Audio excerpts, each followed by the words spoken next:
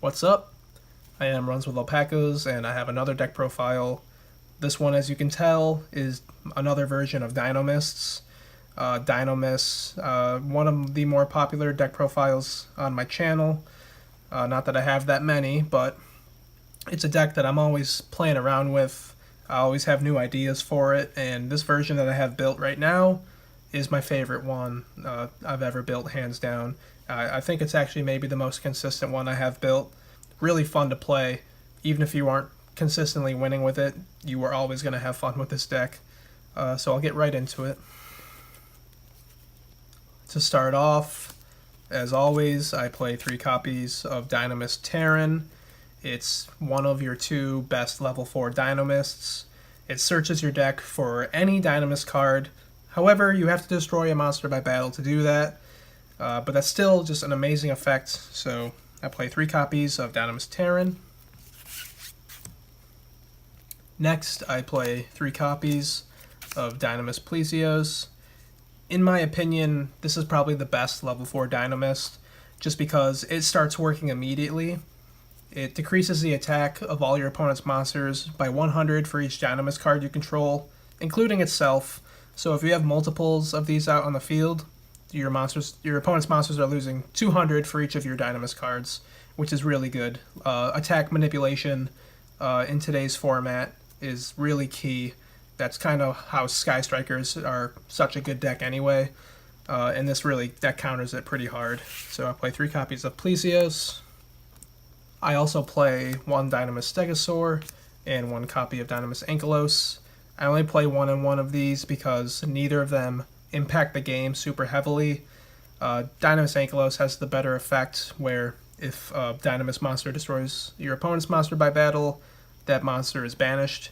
So that's really cool, but rarely do I ever leave Dinomists on the field.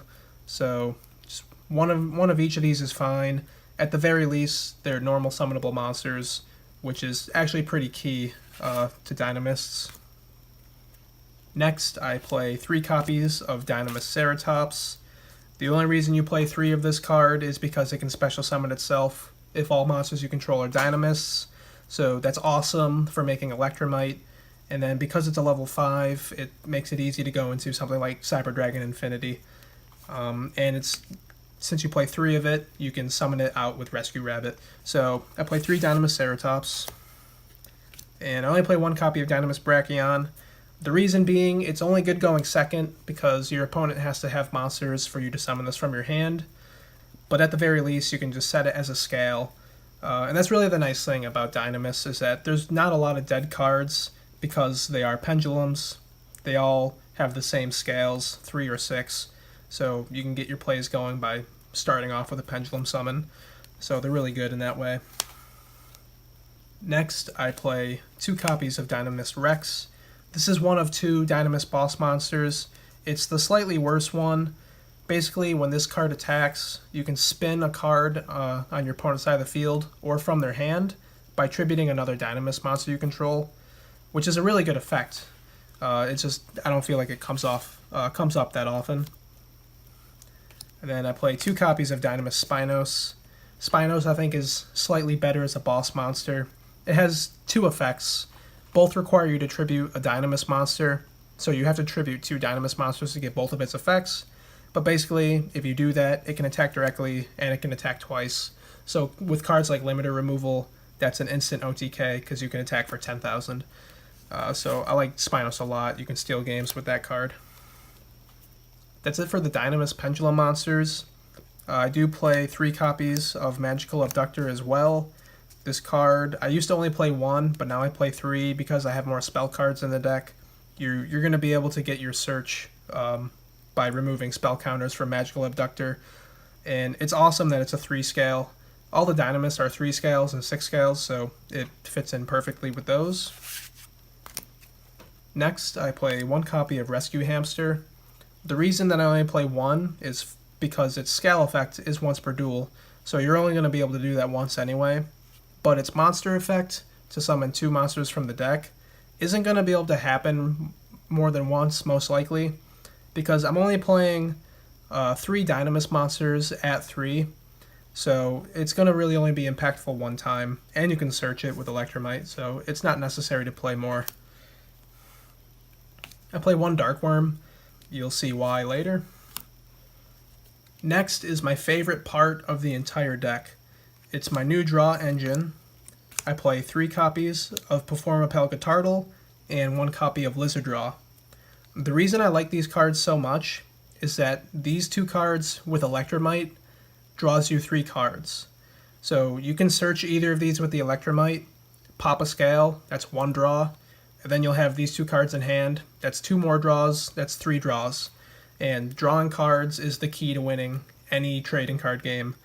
And these are also amazing because they're scale 6s, which works perfectly with the Dinomist strategy.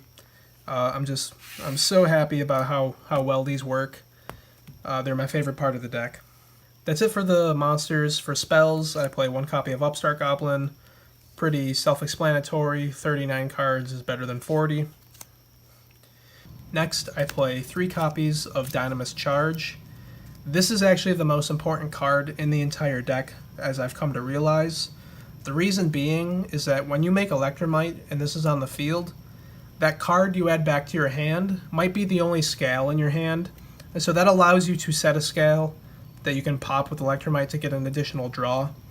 So this maintains the advantage in your hand, which is extremely important with this deck. This is the card you need to see to make sure that you're going to have just a really good turn 1 play. Next, I play 2 copies of Dragon Ravine. This actually serves 2 purposes in this deck. The first one is obvious. It sends Dark Worm to the graveyard so I can summon it. The second reason I play Dragon Ravine is for Magical Abductor. It's just an easy way to get a spell counter on it. I also play 2 copies of Terraforming. Terraforming by itself with Magical Abductor is 2 spell counters, because you get 1 from playing Terraforming and you get 1 from the Dragon Ravine. So I play those. And the last spell I play is 1 Limiter Removal. Pretty self-explanatory. It's a common tech choice in any machine deck. Next, I play 2 copies of Dinomist Howling. I used to play 3 copies of this card. I cut it to 2. It's not super important anymore. A lot of the times, my pendulum scales will be filled already, and they'll be filled with non-Dinomist monsters. So it doesn't exactly serve the purpose of setting the scales like it used to. It's mostly just there for the disruption, which is still really good, but it's not super important, so I just play 2 copies. Next, I play 2 copies of Horn of Heaven. I still think this card's really good. In most turn 1 plays, you're going to be left with an Electromite on the field, and that card does nothing. So you contribute that for Horn of Heaven to negate a summon, which I think is really good. Also, if you have Dinomist Charge on the field and you tribute a Dinomist monster, that monster is going to be added back to your hand, so that sets you up for your next turn. The last 2 cards I play are 1 Solemn Warning and 1 Solemn Judgment. There's a reason they're both limited to 1. They're just, in my opinion, 2 of the best back row options I have, so not much to be said about those. For the extra deck, I play 2 copies of Heavy Metal Foes Electromite. No need to play 3, really. You don't stick to the game plan in this deck. You just need 1 Electromite, and then you're going to summon either Totally Awesome or Cyber Dragon Infinity to back it up. So 2 Electromite, really awesome card. Play 1 Mistar Boy, just because you can make it. You know, it'll boost all your Dinomists by 500, which is really good if you're pushing for OTKs. Any sort of Xyz you make, it'll revive a Dinomist from your graveyard, so that's also really good. 1 Cleafort Genius. This is a card I thought would come up a lot more, but it really never does. Electromite is just so much better of an option to go into, but in theory, you can make Cleafort Genius, and it can be really good. And the last Link monster I play is 1 Decode Talker. It's just a good defensive card to end on.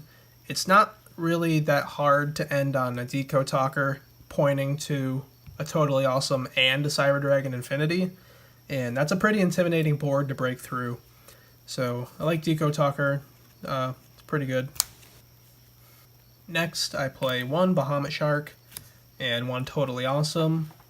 not much to be said there. Totally Awesome's amazing. I play one Cyber Dragon Nova and one Infinity to slap on top of it. Infinity, a really good card. Again, not much to be said about it. I play one Volcasaurus and one Gaia Dragon. This is a new edition. I should have been playing this the whole time, but you just slap this over Volcasaurus when you're done with it, and it's a pretty good option to have. And finally, I play one Abyss Dweller, one Ragna Zero, one Spider Shark, and one Iron Wolf. So Iron Wolf is basically just, it's like Nightmare Shark, but for machine monsters. So that's pretty good. Spider Shark, I don't make it a whole lot anymore, but it's a monster reborn when it leaves the field, so that's actually really good. Ragna Zero, if you have Plesiosaurs on the field, it's basically you destroy an opponent's monster and you draw one card, so there's no reason to not be hyped about that. And then Abyss Dweller single-handedly shuts off Goki plays, so this card's amazing. So that is the entire deck profile. I think this is the most consistent build of Dinomists that I've made yet, and it's hands down the most fun to play. You know, cards like Guitardle and Lizardraw, they're silly in their design, but in application, they really just draw you a whole bunch of cards, and that's awesome. It pushes the ceiling for Dinomists. So I hope you enjoyed the deck profile. Let me know what you think of my build. Let me know how you play Dinomists, and I hope you enjoyed it.